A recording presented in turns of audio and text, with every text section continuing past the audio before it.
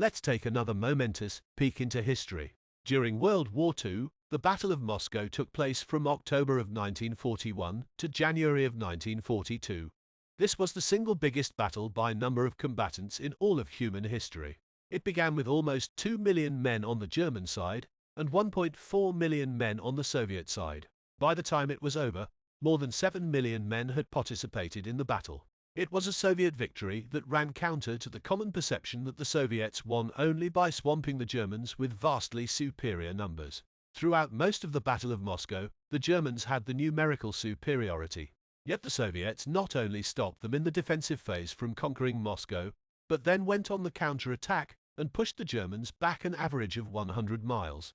It wasn't a brilliant battle by either side, more of a straightforward, sloppy, bloody, slogging match. In brief, the Germans attacked from the direction of Smolensk towards Moscow in October of 1941. They came very close, literally within sight of the Kremlin, before Soviet resistance stopped them.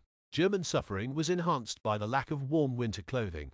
Then the Soviets, having received intelligence that the Japanese won't be attacking them, shifted troops from Siberia to the vicinity of Moscow and used them in a counter-attack in December of 1941.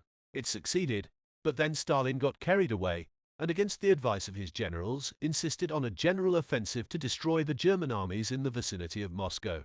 That only resulted in needless Soviet casualties without accomplishing much. It was the closest the Germans ever came to winning the war on the Eastern Front, and they fell short.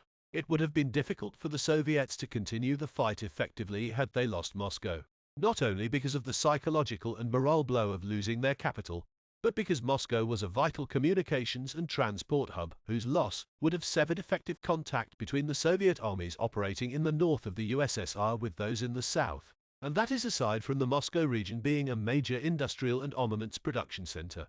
For us to continue to bring you more fascinating historical events, please kindly consider supporting us by liking, sharing, and subscribing to this channel. Thank you.